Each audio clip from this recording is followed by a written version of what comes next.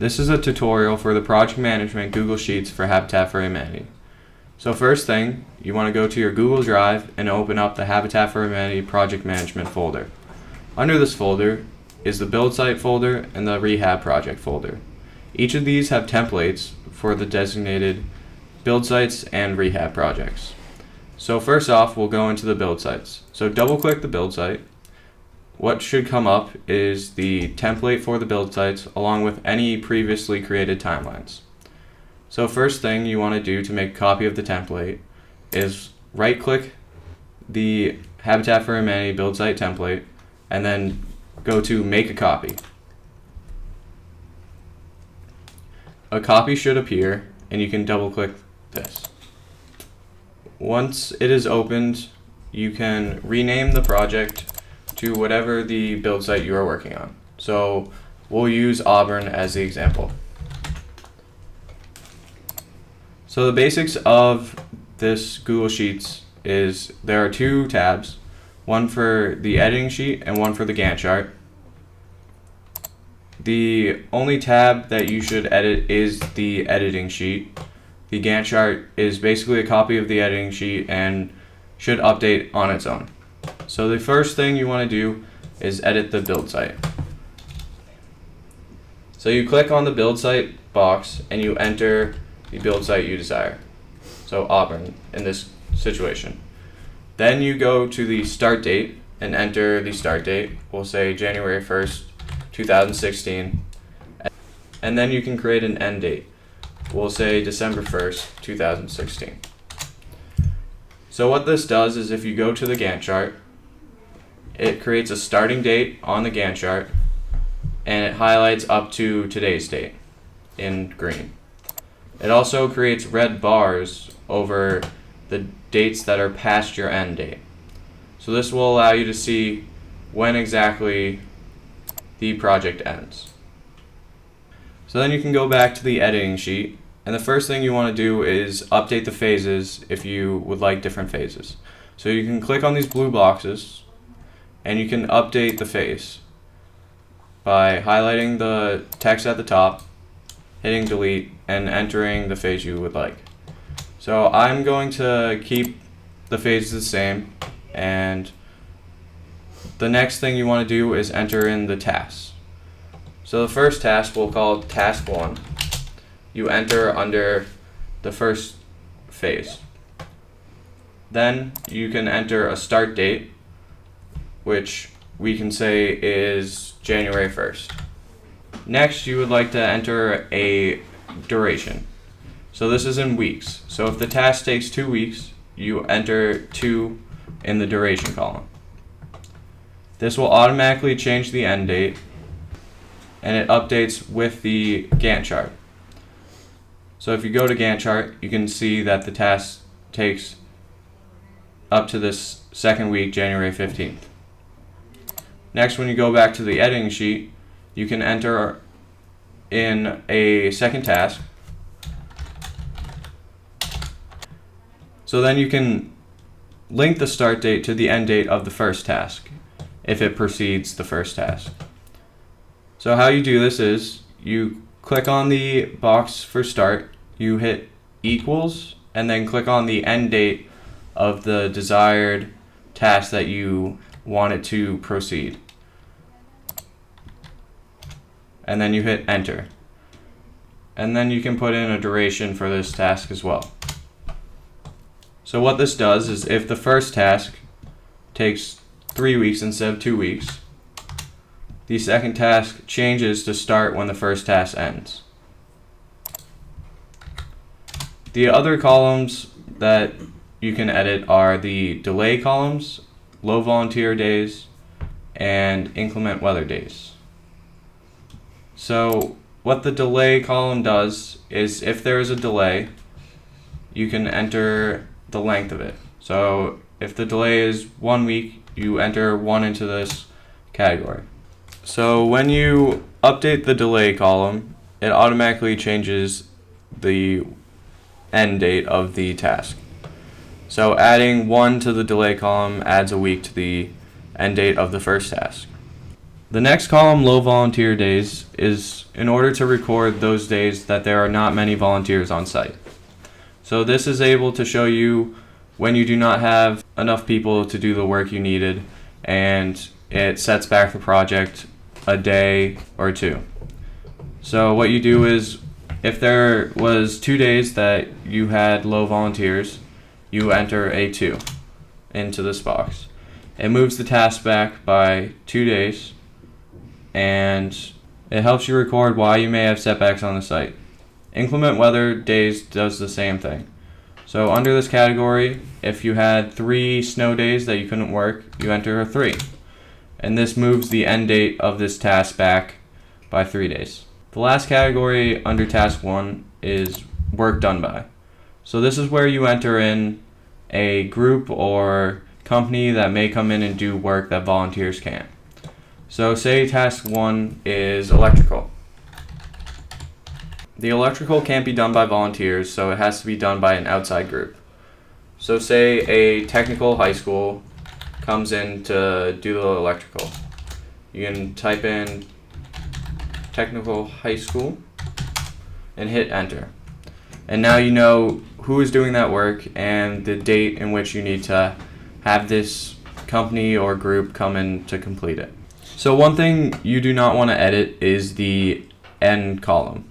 The end column has a formula that uses duration, delay, low volunteer days, and inclement weather days in order to calculate the date from the start week.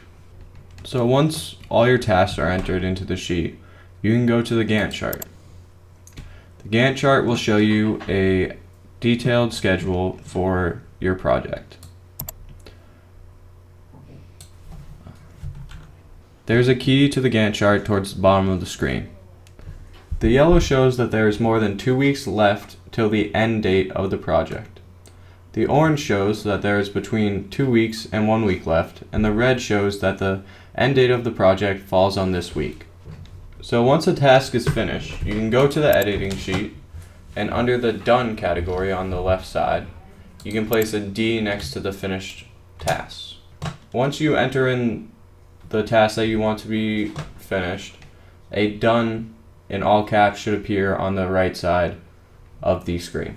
Then you can go to the Gantt chart, and the Gantt chart should show the tasks in green that are completed.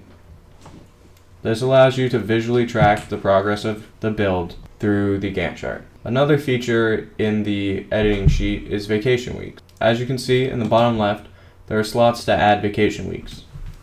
All you do is describe what vacation week it is in the left column, enter the start date and the end date, and it will appear on the Gantt chart in black at the bottom. What this does is it automatically adds a week to any task that falls during this vacation week. This will let you accurately track your build sites and understand what weeks you're unable to build. Another feature of the editing sheet is the predecessor column. So this predecessor column automatically shows the task that is before the current task you are working on. So task 2 says that it starts after task 1. Task 3 says that it starts after task 2. So this is important if you mix up a task. So say you put task 7 in front of task 6 accidentally. This will show that task 6 comes after task 5 and task 7 still comes after task 6, even though the order of the tasks are out of place. This makes it easy to see what task proceeds the next. So now I'm going to take you through how to add a row. So if you need to add a row because you placed your tasks out of order or something like that, what you do is right click on the row you want and insert a row above or below, depending on what you desire. So we'll insert a row below. This row is blank. There are no formulas in this row. So what you need to do is highlight across the row above it, and then put your mouse over the little blue box in the bottom right corner. Wait till it turns into a crosshair, and then drag it to the row below. And now you can edit your task, your start date, and your duration in order to match it with what you want. So in order to get the row to show up on the Gantt chart side, you click on the row you added and add it below like you did before. You then highlight across by clicking on the furthest box on the left and then hitting Control Shift and the right arrow key, and this will highlight all the way across the end of your sheet. You can then click on the small blue box again and drag it to the box below. And this will have a copy, so if I go back into the editing sheet and type in task 20, this will appear on the Gantt chart sheet. If you accidentally delete a formula in a cell, they are very long to rewrite, so their best option is to go back into the Habitat for Humanity Project Management folder, click on Formulas for Project Management. So this brings up a Google Sheet that has all of the equations for each of the cell locations. So if you accidentally delete the end formula, you can come into this, you can say the end formula is part of the E sequence. So you come in here, find the E sequence, copy this formula, and then come in here and you can paste the formula in, and it will give you the same formula as before. So the last thing I will show you is how to download and print the final sheet. Okay, so the most useful way to download the file is to highlight the columns you want. So click on the upper box and then hit Shift and the down arrow and highlight all the way down to the final box here. Control Shift and the right arrow to get the entire Gantt chart, or you can hit Shift again and the right arrow in order to only select up to the date that your Gantt chart ends. So once you have this, you can File, download as a PDF or a Microsoft Excel file. I'll choose PDF for now. You want to click on Selection, so it only shows the cells you selected, and then click Actual Size and have it on Portrait. Then when you export it, you can open it up, and you have a nice layout that you can print out, and you're able to tape them together and create one cohesive Gantt chart. Thank you for listening to this tutorial. If you have any questions, please contact me at the email on the screen, or there is a more detailed guide that goes along with our project. Thank you.